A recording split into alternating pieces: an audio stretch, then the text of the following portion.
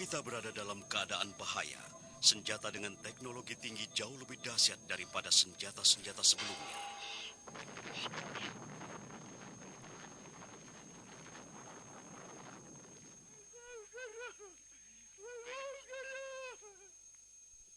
Senjata-senjata perusak massal tersebar di seluruh penjuru dunia. Negara-negara dalam keadaan berperang dengan negara tetangga mereka, serta menghadapi situasi kacau di dalam negeri mereka sendiri. Profesionalisme dari angkatan bersenjata kita saat ini lebih penting daripada saat-saat sebelumnya. Inilah yang melindungi peradaban masyarakat dari suasana kacau.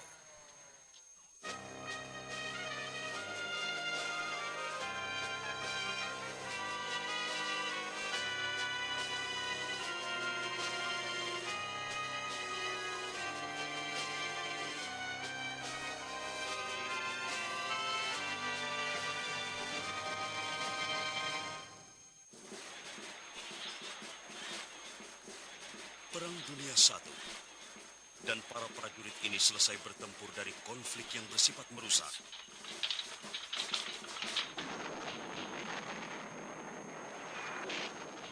Aturan-aturan tentang pertempuran dibuat hanya sebagai subjek dalam perjanjian-perjanjian internasional di abad ke-19. Dan pengalaman-pengalaman selama Perang Dunia I akhirnya akan menunjukkan kekurangan-kekurangannya.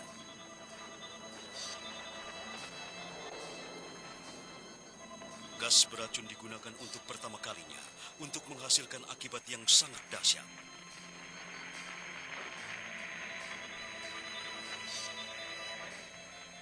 Senjata-senjata baru telah merubah cara berperang.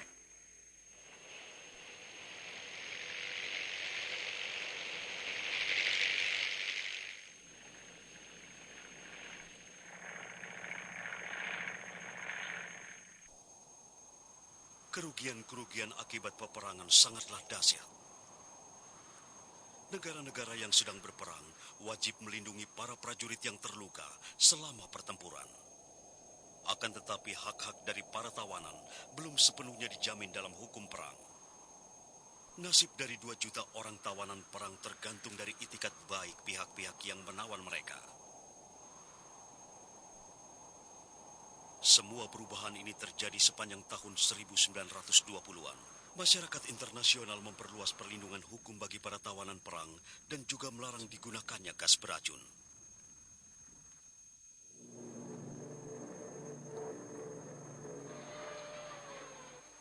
Madrid 1936. Perang saudara di Spanyol. Dan serangan-serangan yang ditujukan terhadap penduduk sipil menjadi unsur yang penting dalam peperangan yang modern di abad ke-20. Di timur jauh, Jepang menginvasi Cina. Mereka menyerang kota-kota besar dengan mengabaikan kehidupan penduduk sipil.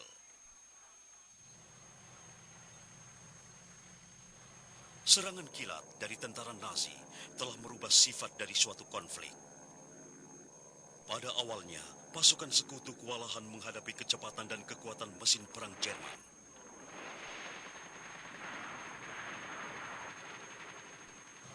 Jerman menaklukkan Eropa dan menyerang sampai ke pedalaman Rusia.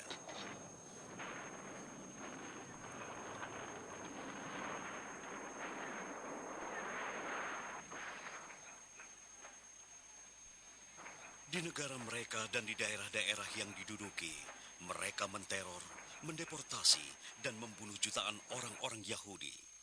Itu adalah kasus mengenai pembersihan etnis yang paling buruk yang pernah terjadi di dunia.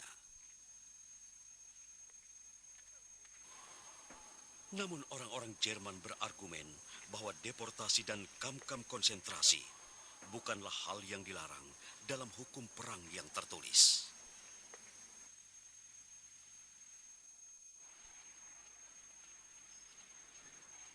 Banyak tawanan perang yang juga diperlakukan dengan buruk dalam penahanan mereka, di mana hak-hak mereka seringkali diabaikan.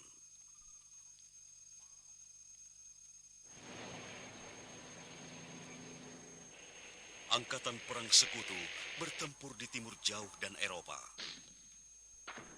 Pada saat intensitas pertempuran meningkat, penduduk sipil semakin banyak yang terlibat di garis tempur.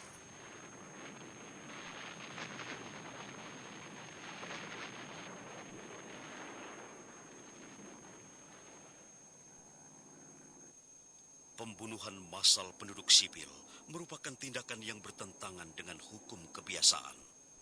Namun hal tersebut tidak dilarang secara tegas dalam perjanjian-perjanjian internasional. Hal ini menimbulkan kekejaman yang luar biasa di kedua belah pihak. Sepanjang yang berkenaan dengan permasalahan senjata-senjata kimia, maka hukum perang hanya mengaturnya secara tertulis saja.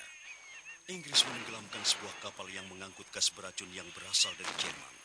Selama peperangan, setiap orang memperhatikan ketentuan dari Protokol Jenewa 1925 yang melarang penggunaan gas-gas kimiawi.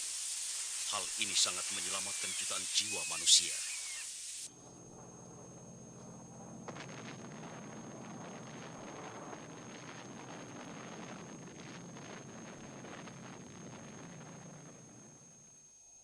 Pemboman yang tidak terkendali terhadap kota-kota menjadi klimaks yang sangat menakutkan pada saat Amerika menjatuhkan bom atom di kota Hiroshima dan Nagasaki. Mulai sekarang, kelangsungan hidup manusia akan tergantung pada kemampuannya untuk mengatur peperangan. Pada tahun 1949, 3 konvensi Jenewa yang telah berlaku direvisi dan konvensi Jenewa yang keempat dibentuk secara khusus untuk melindungi penduduk sipil selama sengketa bersenjata. Namun tidak lama kemudian timbullah celah-celah dalam hukum yang baru ini.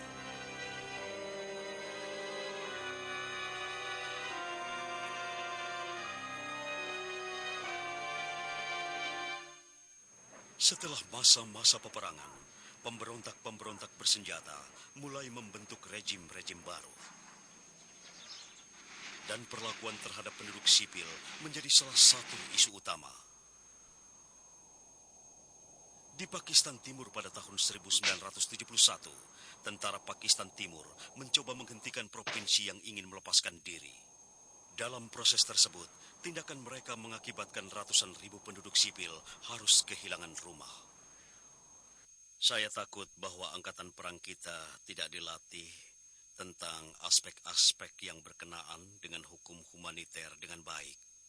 Dan selama proses menguasai para pemberontak, tentara kita telah melakukan ekses-ekses tertentu yang mengakibatkan hilangnya kepercayaan dari penduduk sipil. Jadi dengan pelanggaran-pelanggaran tersebut, kita telah mempercepat proses pemisahan.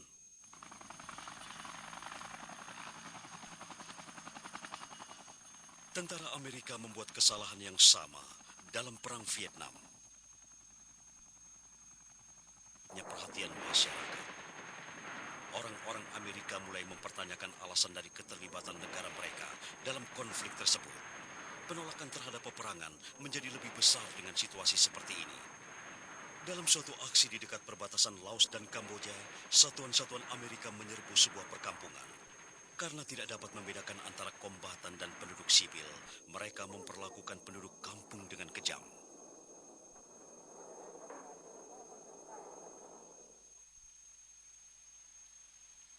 Tentara Amerika memukul habis-habisan para tawanan Vietcong.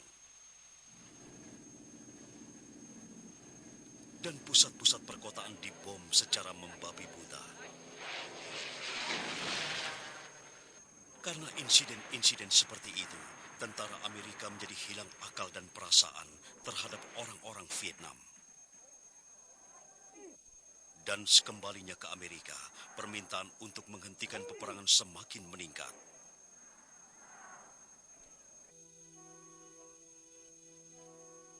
Moral para tentara Amerika secara langsung terpengaruh yang menyebabkan masyarakat Amerika menentang peperangan. Pada tanggal 16 Maret 1968, satu satuan berkekuatan 125 orang diberangkatkan dengan helikopter menuju My Lai. Tugas pokok mereka adalah untuk menghancurkan markas besar yang dicurigai merupakan markas batalion Vietcong di dekat perbatasan suatu perkampungan. Tetapi tidak terdapat tanda-tanda tentang markas tersebut. Para prajurit dari Kompi Charlie kemudian meninggalkan My Lai. Para perempuan dan anak-anak ini ditembak hanya beberapa detik setelah gambar foto ini diambil. Diperkirakan 350 penduduk kampung meninggal dunia. Mereka semua adalah para orang tua wanita dan anak-anak. Seorang pilot helikopter kemudian diintervensi. Ia mendarat dan menyelamatkan diri di antara penduduk sipil dan para tentaranya sendiri. dan kemudian menembak tentara yang mendekat dengan senjatanya sendiri. Ketika saya menginstruksikan pimpinan anak buah saya dan para penembak untuk menembaki mereka kalau mereka masih menembaki penduduk sipil, saya tidak tahu apa yang saya rasakan apabila mereka menembaki penduduk sipil. Pada hari itu, saya tidak berpikir lebih lama lagi. Ehm, Pada saat itu, saya rasa mereka adalah musuh. Pelajaran-pelajaran yang diambil dari Perang Vietnam dan perang-perang saudara yang lainnya dibahas pada konferensi internasional. Delegasi dari 120 negara mengamandemen hukum sengketa bersenjata dan penduduk sipil diberikan perlindungan yang lebih memadai selama peperangan. Sekarang protokol-protokol tambahan 1977 pada konvensi-konvensi Jenewa telah mengatur pula tentang konflik-konflik internal. Untuk pertama kalinya, banyak aturan-aturan hukum kebiasaan dan kebiasaan berperang yang ditentukan secara tertulis dalam bentuk perjanjian. Dan hal ini sangat penting karena sekali kebiasaan tersebut telah ada secara tertulis, maka orang tidak dapat mempermasalahkan lagi aturan tersebut.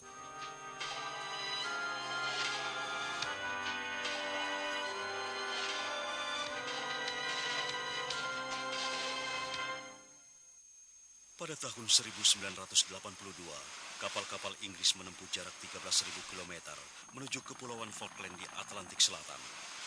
Kepulauan itu dikuasai Argentina sebulan sebelumnya.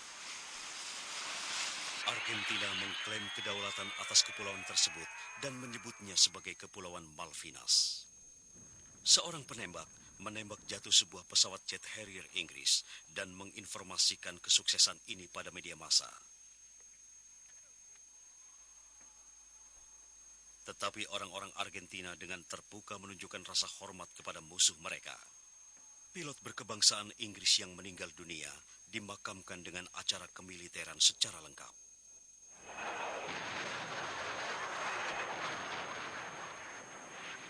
Inggris menderita kerugian besar ketika pesawat udara Argentina membom kapal yang sedang sauh, Sir Galahad. Puluhan orang meninggal dunia dan lebih banyak lagi yang menderita luka-luka. Tetapi hukum perang dengan sedetail-detailnya diterapkan dan hal ini dilaporkan media dari kedua negara. Dalam insiden ini, pesawat udara Argentina ditembak dengan sebuah misil.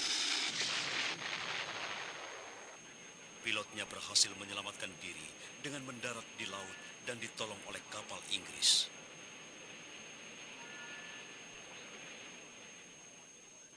Saya tadinya benar-benar berpikir mereka akan melempar saya keluar dari kapal.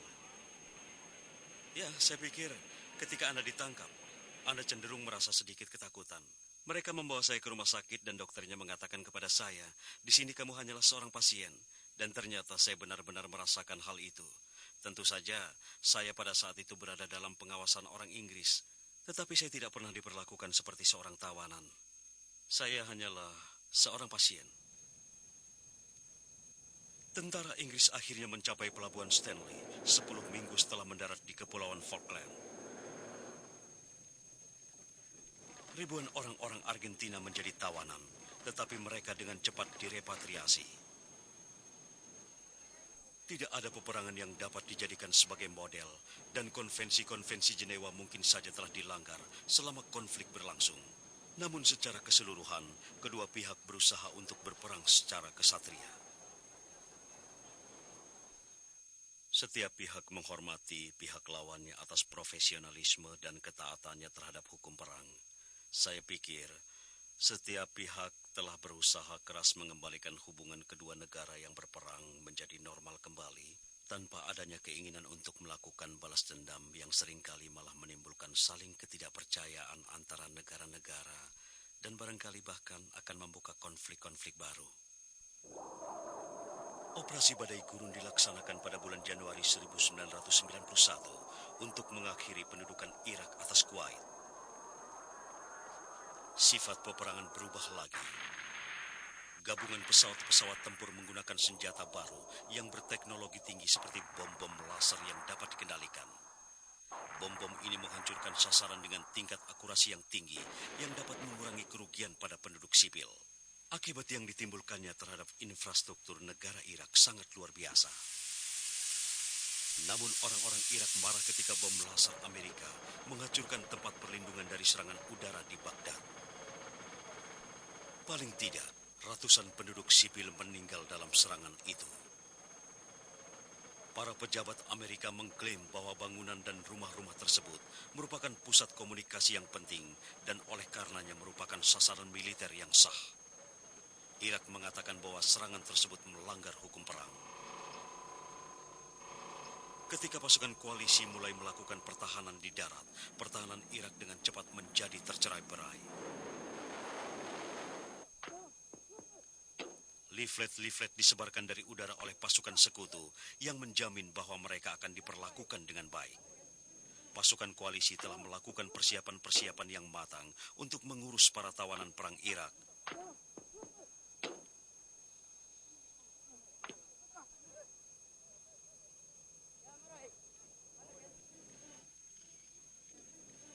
Dalam pembicaraan tentang penyerahan, ketidakpercayaan nampak sangat kental mewarnai kedua pihak karena pelanggaran-pelanggaran hukum perang yang dituduhkan. Sementara pembicaraan itu berlangsung, kilang-kilang minyak Kuwait membara karena dibakar oleh tentara Irak yang merupakan pelanggaran terhadap hukum internasional.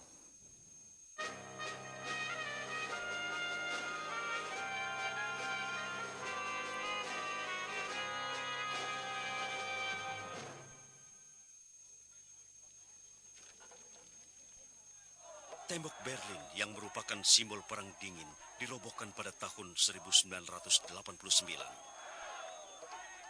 Orang-orang Jerman bergembira dengan masa depan reunifikasi atau penyatuan kembali Jerman. Namun di samping era perdamaian dan stabilitas yang diharapkan oleh setiap orang, bentuk-bentuk baru konflik mulai muncul.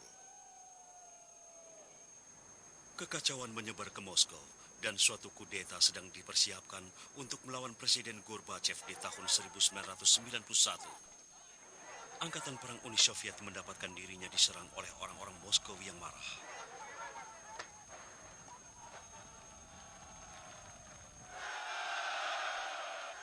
Namun pasukan penjaga yang baru akhirnya berhasil mengatasi keadaan itu.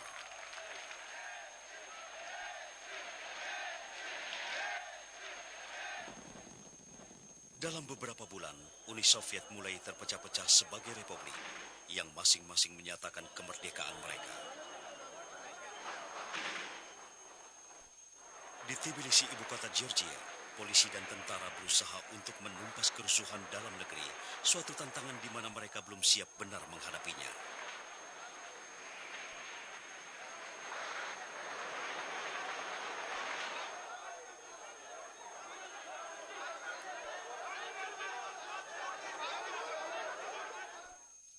Di Chechnya pada tahun 1994, Angkatan Perang Rusia ikut campur tangan menghentikan republik agar tidak terpecah dari Federasi Rusia.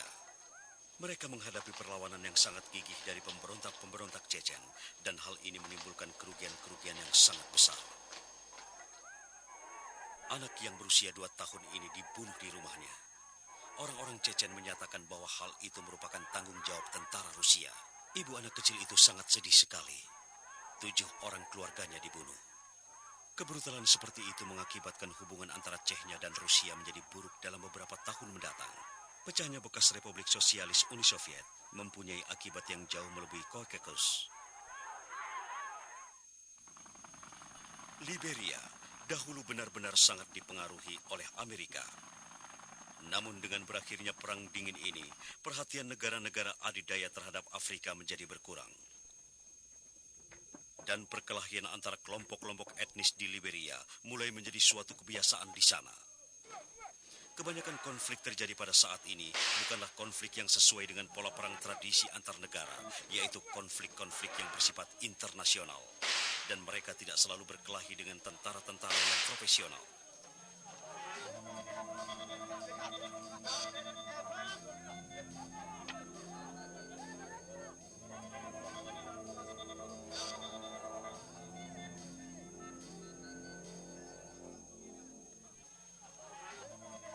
Dalam suasana moral dan politik yang tidak menentu, angkatan bersenjata yang dididik serta diberi motivasi dengan benar dan baik merupakan hal yang utama bagi kelangsungan kehidupan masyarakat yang berbudaya itu sendiri.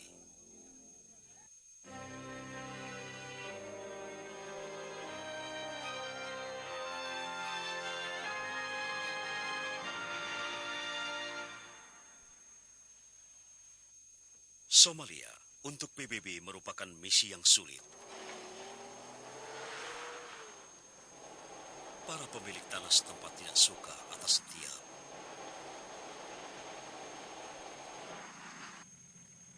Namun tugas PBB adalah untuk menjamin bahwa bantuan-bantuan kemanusiaan dapat diterima oleh orang-orang Somalia yang kelaparan.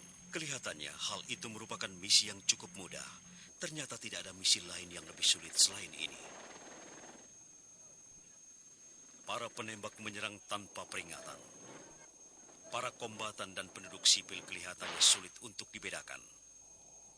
Walaupun pasukan PBB dalam hal ini telah dilatih dengan baik, hal-hal yang tidak diperkirakan tetap dapat terjadi. Tentara-tentara dari Belgia, Italia, dan Kanada menyiksa dan membunuh pemuda-pemuda Somalia. Pemerintah Kanada menyatakan para pembunuh itu sebagai suatu aib nasional. 3 orang tentara bersalah melakukan pembunuhan. Orang ini dihukum 5 tahun penjara. Komisi khusus dibentuk untuk melakukan suatu investigasi atau penyelidikan. Kami berkesimpulan bahwa para tentara dengan sadar membunuh dengan sistematis dan gagalnya kepemimpinan memperburuk misi di Somalia. Dan tentu saja hal lain yang menyedihkan dalam insiden ini adalah bahwa insiden-insiden yang diisolir ini telah memperburuk dan mengalihkan semua hal yang baik yang telah dikerjakan di beberapa operasi penjaga perdamaian. Di negara bekas Yugoslavia, masalah-masalah tersebut tidak diselesaikan dengan cepat. Di kamp tahanan, pria tidak diberi makan dan diperlakukan dengan buruk. Penduduk sipil yang tidak berdosa dibantai dan dikuburkan di kuburan massal. Sekarang masyarakat internasional menjadi terlibat dalam investigasi-investigasi atas kejahatan-kejahatan seperti ini. Orang-orang Bosnia Tengah dari sebuah dusun kecil di Emici, misalnya, merupakan contoh dari akibat-akibat yang paling buruk dari perang saudara. Pada tahun 1993, kelompok milisi dituduh melakukan pembunuhan lebih dari 100 orang penduduk kampung yang beragama Islam. Seorang penembak diajukan sebagai tersangka. 4 tahun kemudian, pasukan khusus NATO menangkap 2 pria yang diduga ikut serta dalam pembantaian orang-orang Emici. Salah satu dari mereka melawan ketika ditahan di rumah ini. Dia mulai menembaki pasukan S4 dengan senjata otomatis. Pasukan S4 membalasnya dengan tembakan. Kapreskis ditembak 3 kali pada bahu, lengan, dan kaki. Saya mengerti dia sedang ada dalam kondisi yang stabil dan sedang dalam perjalanannya ke Den Haag. Hampir sejumlah 80 orang telah dituntut ke pengadilan Den Haag untuk kejahatan-kejahatan perang yang dibentuk oleh Dewan Keamanan PBB. Namun sebagian besar telah ditahan atau dipenjara. Mahkamah Pidana Internasional untuk negara bekas Yugoslavia dibuka. Anda dituduh telah ikut serta dalam pembunuhan yang disengaja terhadap Romo Peca, yang merupakan pelanggaran terhadap hukum dan kebiasaan berperang yang diakui dalam pasal 3 statuta pengadilan ini. Bagaimana Anda membela diri? Saya terima keputusan pengadilan. Kemudian 5 orang pria ditahan dan dibawa ke penjara ini di Den Haag. Penuntutan terhadap para penjahat perang tidak hanya terdapat di Eropa saja. Di Rwanda, genocide atau pembunuhan terhadap ratusan ribu orang Tutsi and Hutu telah menggemparkan dunia.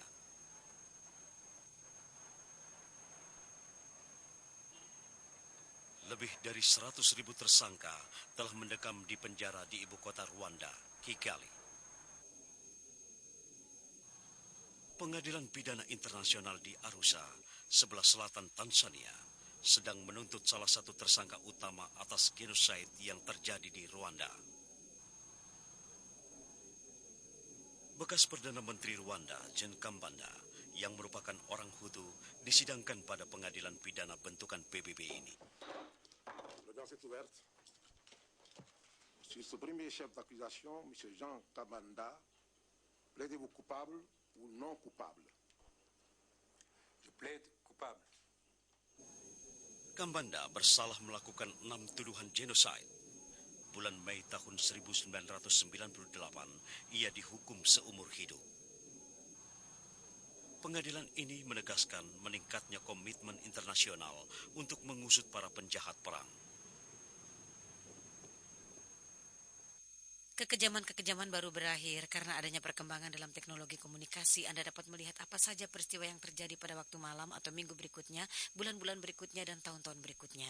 Dan sekali informasi mengenai hal tersebut dipublikasikan, maka akan ada tekanan pada suatu negara dari negara-negara lain atau organisasi-organisasi lain untuk memperkarakan para tentara, baik secara perorangan maupun terhadap para komandan yang gagal mencegah terjadinya kekejaman-kekejaman.